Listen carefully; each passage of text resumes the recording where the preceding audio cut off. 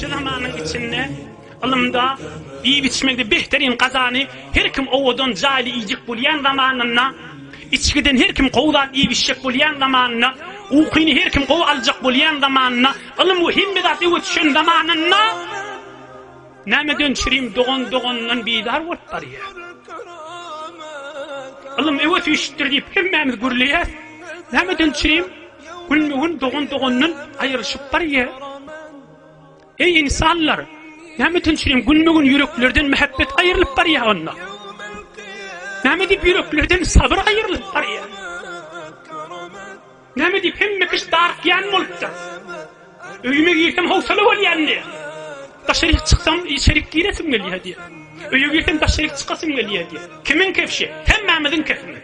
Her gaytimizin hanavadamızda hükmen bir nefer bağdaş açılır. Hani bir alımın evvesi üşelliği. Nämeden çireyim? Uluqan adam 40 yaşında şehrin ovan minnip birin Türkmenin adamsı. Fakir oğrunçaya gelip hor ağlıyor. O ağamızdan ne anma? Ahımcan derdem ayırlan veri, 15 yıl veri doğulun benimle oturuşup bir saçılmasını oturup bilemek mi diye.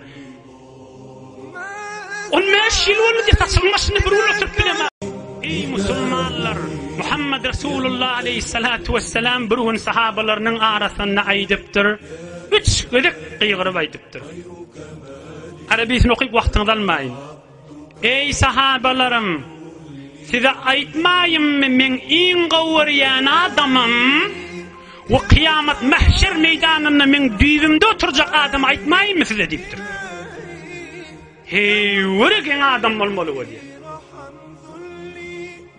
In men gavuriyan adamım ve kıyamette mahşer meydanında men kaptalımcığımda oturacak adam deyiptir. Subhanallah, bitir olu konu keramet abi.